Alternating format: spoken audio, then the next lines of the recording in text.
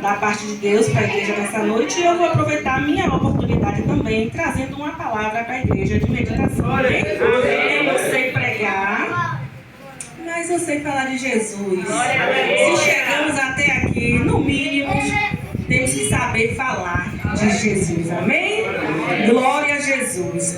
Eu vou deixar uma meditação que está em Lucas 16, 19. Aleluia. Porque na verdade, irmãos, temos duas verdades em nossas vidas: céu e inferno, não é verdade? Dois caminhos, e nós precisamos ter certeza para onde vamos, céu ou inferno. Então vou deixar essa meditação nessa parábola do rico e Lázaro, que se encontra em Lucas 16, 19. Diz assim, vou ler para te ganhar tempo. Ora, havia um homem rico e vestia-se de púrpura e de linho finíssimo, e vivia todos os dias regalada e esplendidamente. Havia também um certo mendigo chamado Lázaro, que jazia cheio de chagas à porta daquela, e desejava alimentar-se com as migalhas que caía da mesa do rico. E os próprios cães vinham e lambiam as chagas. E aconteceu que o mendigo morreu e foi levado pelos anjos para o seio de Abraão. E morreu também o rico, foi sepultado. E no Hades ergueu os olhos, e estando em tormento, e viu ao longe Abraão e Lázaro ao seu seio. E clamando disse: Pai Abraão, tem misericórdia de mim, e manda Lázaro que molhe na água a ponta do seu dedo e me refresque a língua, porque estou atormentado nesta chama. Disse, porém, Abraão: Filho, lembra-te de que recebeste os teus bens em tua vida, e Lázaro somente males. E agora este é consolado, e tu atormentado. E além disso, está posto um grande abismo entre nós e vós, de sorte que o que quiseres passar daqui para vós, não poderás, nem tampouco os de lá passará para cá. E disse ele, rogo-te, pois, Pai, que mandes a casa de meu pai, E disse ele, rogo-te, pois, ó Pai, que mande a casa do meu pai, pois tenho 5 irmãos, para que lhes dê testemunho, a fim de que não venha para cá também, para este lugar de tormento. Disse-lhe Abraão: tem Moisés, os profetas, ouçam-nos. E disse ele: não, pai Abraão, mas se algum dos mortos fosse ter com eles, arrepender-se-iam.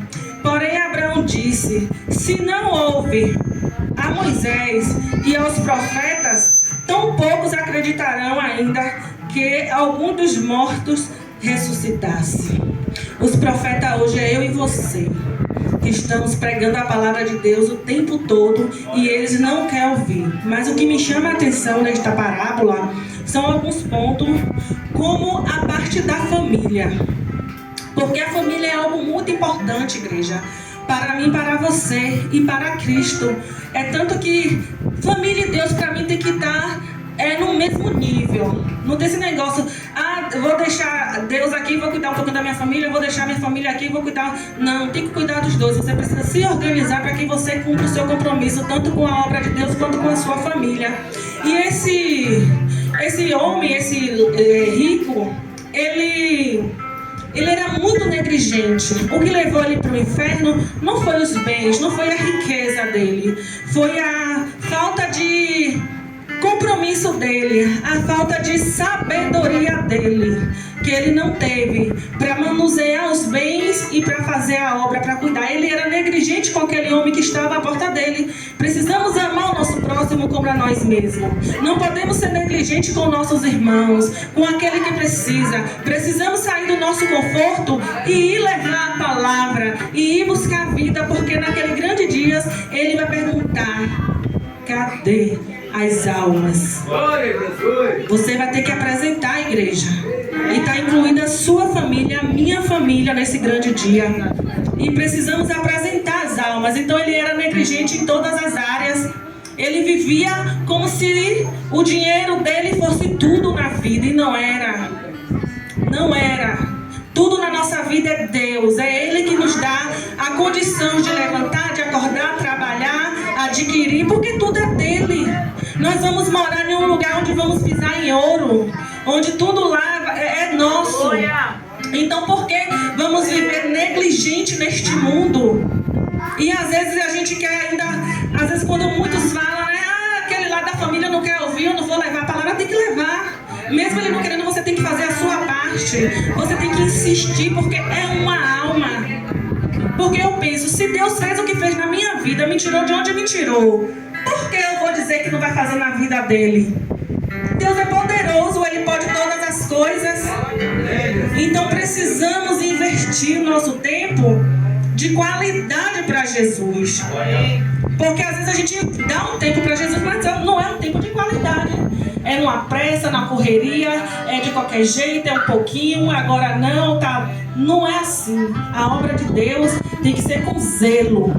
Sua família você tem que cuidar com zelo. Porque ela é a sua base, é um projeto precioso de Cristo, é a nossa família. Então ele pede para Abraão mandar Moisés lá falar para a família dele que aquele lugar, que o inferno é real. Mas não tinha mais o que ele fazer, porque onde ele estava, ele não tinha mais como mandar recadinho nenhum para a família dele. Ele tinha que fazer pela família dele quando ele estava vivo. Quando ele tinha a oportunidade de fazer. Porque ele achava que o dinheiro dele, que o que ele dava para a família era o suficiente, os bens materiais. E às vezes a gente se encontra assim. A gente dá algo melhorzinho para o nosso filho e esquece de dar o melhor de todo, que é a palavra, ensinar o caminho para ele, que é o caminho que ele deve andar. Dá um celular bom para ele, mas esquece de falar, olha, eu quero que você bote aí num canal evangélico para você assistir a palavra de Deus em forma de desenho, de qualquer forma, mas a palavra de Deus tem que estar em primeiro lugar em nossas vidas. Então é essa a mensagem que eu quero deixar de meditação para a igreja nessa noite, amém?